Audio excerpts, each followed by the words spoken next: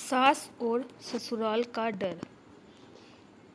रसोई से कांच का गिलास टूटने की आवाज़ सुनकर दादी माँ आस्था पर बुरी तरह बरस पड़ी। इतनी बड़ी हो गई है लेकिन सलीका नहीं आया। एक गिलास पानी लाने के लिए कहा तो गिलास ही तोड़ दिया।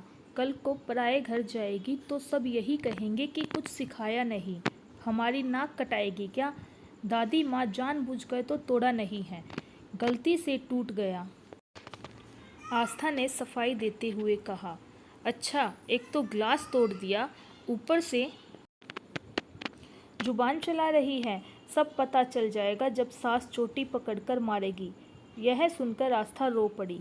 हमेशा ही दादी माँ की यही चिक चिक रहती है, छोटी सी भी गलती हो जाए तो पराए घर जाएगी तो हमारी नाक कटाएगी, सास चोटी पकड़ कर मारेगी कहकर डराया करती। जोर से हंस दिया तो कहती दूसरे घर जाना है, बत्ती सी मत दिखाया कर। सारा दिन बात बात पर टोकती रहती है। माँ भी दादी माँ के सामने चुप रहती है और उसने कभी माँ को जोर से बोलते या हंसते हुए नहीं देखा। वह हर काम बड़ी सावधानी से करती है। भूलवश कुछ गलती भी हो जाए तो दादी माँ पूरा घर सिर पर उठा लेती है। पिताजी की भी हिम्मत नहीं पड़ती कि उनसे कुछ कहें। बचपन से ही दादी माँ की इस टोका टोकी से आस्था के कोमल मन में पराया घर और सास का भय समा गया। जब भी घर में उसकी शादी की चर्चा होती तो वह घबरा जाती। माँ का चेहरा सामने आ जाता कि शादी के बाद उसका भी यही हाल होगा। शादी के नाम से ही चिढ़ हो गई उसे। एक दिन उसे लड़के वाले देखने आए और पसंद भी कर लिया। फिर शीघ्र ही विवाह भी हो गया। सास और पराए घर का भय अब उसे और सताने लगा। विदा होकर जब कार में बैठी तो घबराहट की वजह से उसका बुरा हाल था। द्वार की रस्म के समय भी वह बुरी तरह काँप रही थी।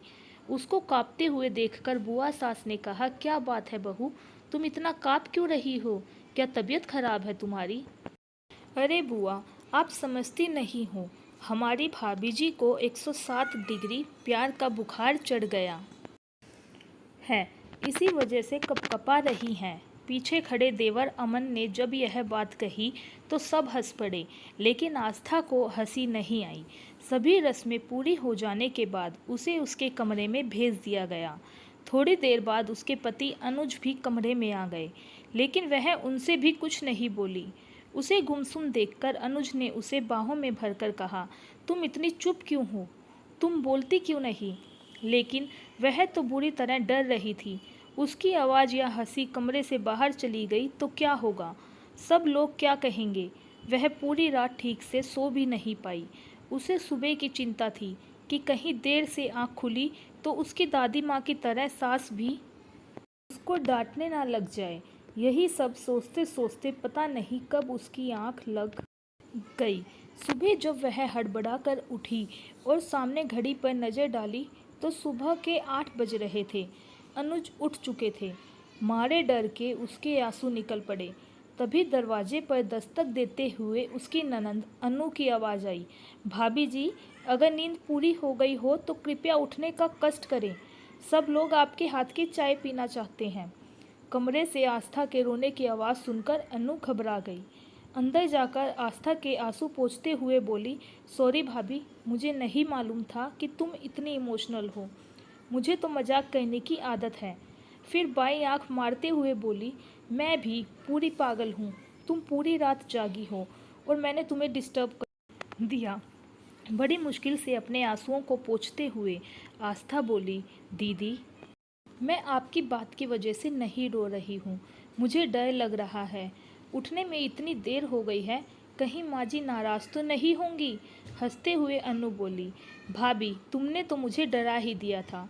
वैसे तो यहाँ सभी लोग जल्दी उठते हैं, लेकिन कभी कभार देर हो जाए तो कोई बात नहीं, लेकिन रविवार और छुट्टी वाले दिन सुबह खूब आराम से उठते हैं। आस्था नहा धोकर रसोई में चली गई और सबके लिए चाय बनाने लगी। वह बहुत ही सावधानी से काम कर रही थी, कहीं कुछ गलती ना हो जाए। चाय की ट्रे लेकर जैसे ही वह रसोई से बाहर निकली, अमन ने उसे डराने के लिए कहा, भाभी आपके सिर पर छिपकली है। यह सुनते ही उसके हाथ से चाय की ट्रे गिर पड़ी और वह बुरी तरह घबरा गई कि अब तो सास चोटी पकड़कर मारेगी। वह सिसकते हुए बोली, माँ जी, अमन भैया ने रुलाई के कारण वह आगे कुछ नहीं बोल पाई। तब सास ने उसे समझाते हुए कहा, बेटे, कोई भी गलत काम जानबूझकर थोड़े किया जाता है। वह तो कभी कभी असावधानियों की वजह से गलतियां हो जाती हैं। इसमें रोने या घबराने की क्या बात है। वो तो अच्छा हुआ कि तुम जली नहीं। ये चाय के कप तुमसे ज़्यादा महंगे थोड़ी ही हैं। हाँ माँ, तुम बिल्कुल ठीक कहती हो। और फिर इन कपों का भी अंत समय आ गया था। होने को कौन टाल सकता है, कहते जोर से हंस पड़ा अमन। एक दिन शाम को सब लोग बैठे बातें कर रहे थे। अनुज ने सभी को एक चुटकुला सुनाया तो सभी लोग खिलखिलाकर जोर से हंस पड़े। आस्था भी जोर से हंस पड़ी। उसको हंसता देखकर सास बोली, कितनी अच्छी लगती हो हंसते हुए। खुलकर हंसना जरूरी होता है। गुमसुम रहने से बीमारियां घेर लेती हैं। अब तुम उसे हंसा हंसा कर उसका स्वास्थ्य ठीक रखना, कहते हुए ससुर भी हंस पड़े। अचानक अनुज बोला, माँ, हमारे साथ धोखा हुआ है। तुम्हारी बहू तो गूंगी है। तू खुद ही इतना बोलता है कि उसे बोलने का मौका ही नहीं मिलता। फिर आस्था के सिर पर प्यार से हाथ फेरते हुए सास बोली, गूंगे होंगे तेरे दुश्मन, मेरी बहू तो लाखों में एक है। धीरे धीरे उसने महसूस किया कि उसकी गलती पर सास डांटते नहीं बल्कि कितनी कुशलता और प्यार से समझा देती है। उसके अच्छे कामों के कितने खुले दिल से प्रशंसा करती है। भूलवश कुछ गलत हो भी जाए तो कभी कभी ऐसा भी होता है कहकर हंसा देती है और फिर बाद में प्यार से समझा भी देती है। धीरे धीरे आस्था के दिल से पराया घर और सास नाम का भय पूरी तरह खत्म हो गया। थोड़े दिनों बाद आस्था अपने पिताजी के साथ मायके आ गई। दादी माँ ने पिताजी से बहुत उत्सुकता से पूछा, क्या ससुराल वाले इसकी कुछ शिकायत कर रहे थे? पिताजी ने हंसते हुए बताया, नहीं तो, वह सब तो इसकी प्रशंसा कर रहे थे। सास तो कह रही थी कि इतनी अच्छी बहू तो नसीब वालों को ही मिलती है। वह तो इसे आने नहीं दे रही थी। कह रही थी कि इसके जाने से घर सूना हो जाएगा। सारे दिन हंसती खिलखिलाती रहती है। यह सुनकर दादी माँ आश्चर्य से आस्था को देखने लगी। आस्था दादी माँ के गले से लिपट कर रोने का नाटक करते हुए बोली, और हाँ, मेरी सास रोज चोटी पकड़कर मुझे मारती भी थी। यह सुनकर दादी माँ सहित माँ और पिताजी भी जोर से हंस पड़े। धन्यवाद दोस्तों। अगर आपको मेरी कहानी पसंद आई हो तो इस वीडियो को लाइक करें, शेयर करें और मेरे चैनल को सब्सक्राइब करना ना भूलें।